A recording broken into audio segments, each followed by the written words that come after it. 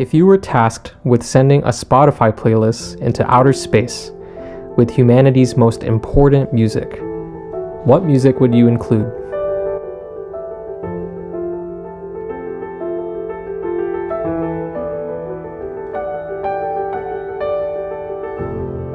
If you had to use music to describe to alien beings what the essence of humanity is, what music would you pick?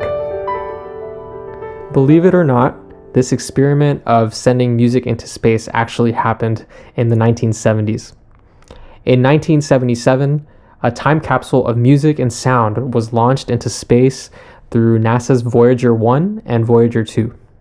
Through Voyager I and II, we can actually attribute our very first small-scale images of Jupiter and Saturn and many of the outer rim planets. This was part of a very important exploration expedition in space to discover distant planets and to finally see what they look like close up. And part of this experiment was to send out a time capsule of humanity. The team of NASA at the time was really interested in just putting humanity's assets or their identity through pictures and sound, and they wanted to just send it into space for some reason. They wanted to hope that maybe millennia in the future, or if aliens picked up that time capsule, they'd be able to get a sense of what humanity was like in the 1970s. It's a pretty wild experiment. Ann Druyan, one of the co-founders of the famous documentary series Cosmos, was assigned as the creative director of Voyager Interstellar Message, also known as VIM. She was assigned to compile and collate all these different sounds of nature, of humanity, into a time capsule that would be sent into space. So this time capsule was later labeled the Golden Record. It's compiled into an album, and in it are about hours and hours of different geological sounds. So you can find things like wind, thunder, the noise of volcanoes erupting, things like that, birds, whales. And not only that, there were also 55 recordings of greetings in modern and ancient languages. A couple of other human elements included the sounds of footsteps and the sounds of children's laughter. And in addition to all of this, about 27 pieces were selected, pieces were selected to represent just the culture of humanity at large. This project of the Golden Record was actually the beginning of world musics as a subject in university and academia. I wanted to highlight a couple of the tunes that were selected to be a part of this timeless recording that would be sent into space. So among them were famous songs at the time like Johnny Be Good by Chuck Berry, songs by Louis Armstrong, and believe it or not, Anne also chose several classical pieces to be featured in this album. Among them were Bach's Partita for Violin Solo No. 3 in E major. And famously, of course, how could she not forget Bach's Prelude No. 1 in C major?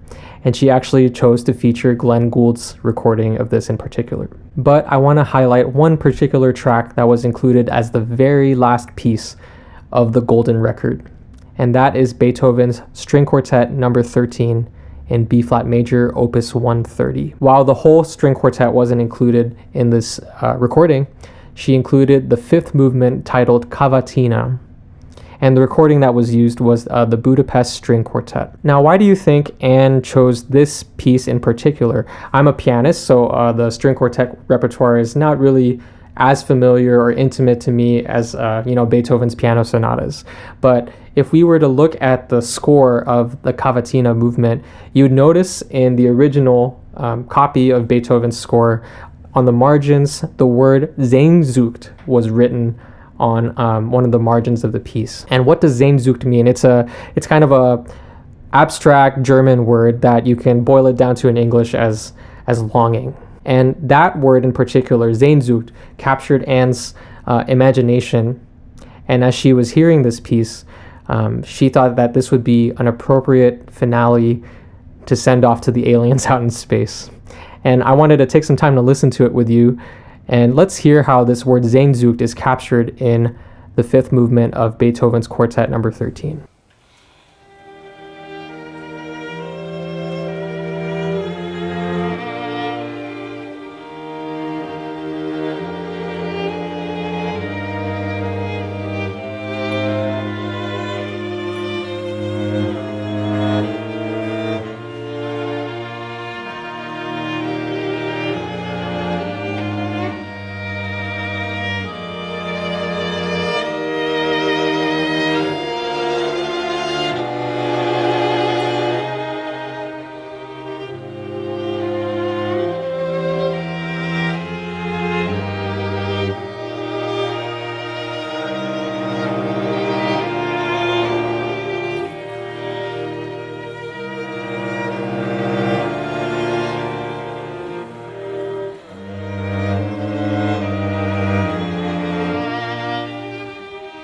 I don't know about you, but this piece for me captures just a sense of vulnerability, a little bit of like nostalgic despair, or kind of looking back at one's life.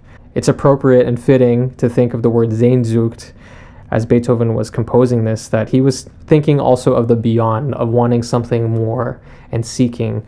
This piece was written towards the end of his life, and there's just a depth and kind of a retrospective element to it as well. And why am I bringing all of this up? It's just significant that this piece would be included in a timeless album to be sent off into space. And what struck Ann to be able to choose that and ultimately choose it as the finale of this album? And I think Ann and the rest of the NASA team were trying to convey the message that the essence of humanity, it's not just the footsteps and the laughter and the brain waves that were recorded, but she wanted to convey to everyone that the essence of humanity is Sehnsucht, a longing. This is what Ann Druyan said as she was listening to this piece. The first thing I found myself thinking of was a piece by Beethoven from Opus 130, something called the Cavatina movement. When I first heard this piece of music, I thought, Beethoven, how can I ever repay you? What can I ever do for you that would be commensurate with what you've just given me? I thought of this great, beautiful, sad piece of music on which Beethoven had written in the margin the word Sehnsucht, which is German for longing. Part of what we wanted to capture in the Voyager message was this great longing we feel. So she wanted to kind of, in this romantic sense, she's a scientist and very rational and logical, but she has this sense that she wanted to convey this emotion of longing as the main essence of humanity. So what did this piece stir up in you? Did it stir up any feelings of that Sehnsucht or that longing? And what exactly are you longing when you hear this piece?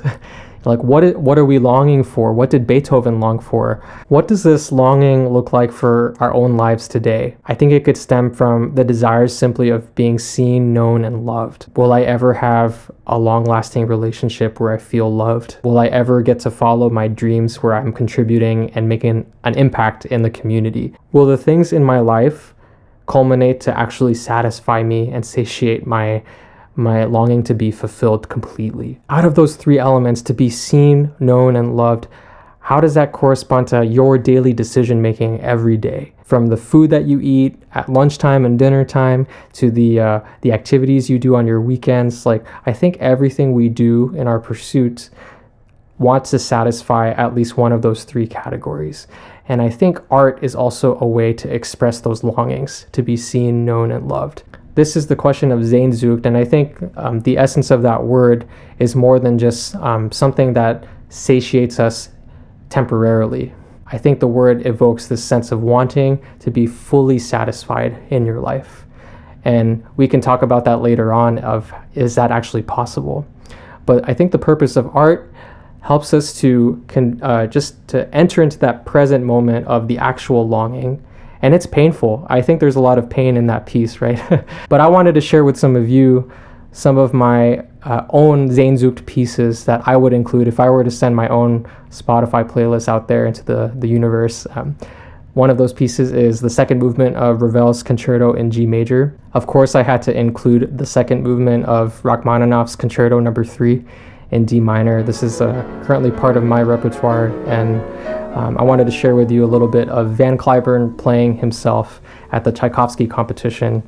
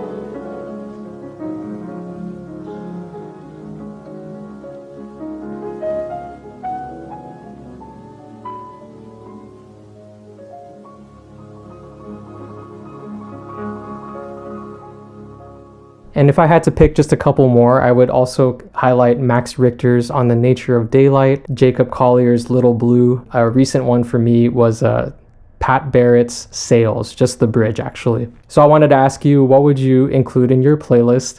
And I encourage you to actually make your own Sehnsucht playlist, because part of what we're going to talk about entering into an amplified life is to stay fully engaged in our humanity. And that means being okay with the discomfort that comes from staying and longing for something. I don't know if you've ever experienced that in your life, but for me, imagine just having a desire and it's just kind of staring you in the face and it's not being met. So as we kind of kick off this topic of the amplified life, what it means to live fully alive as a human being, I think the first place we have to begin with is desire. So go ahead, make a Sehnsucht playlist and maybe let me know in the comments what are those songs or tunes that are kind of gems for you, where you feel that Sehnsucht, that longing. If you're new to this channel, my name is Ben Batalla. I'm a pianist and composer. We're here to talk about art and aesthetics and the role of music in society, and ultimately how we can live a fulfilled life by partaking in transcendental experiences of beauty. A lot more topics to come. I'm really excited to share more of my thoughts, and thank you so much to all of you who are already subscribing and sharing your thoughts about beauty and art in the comments. So looking forward to building this community and just diving in together about what it means to live an amplified life. Thank you so much.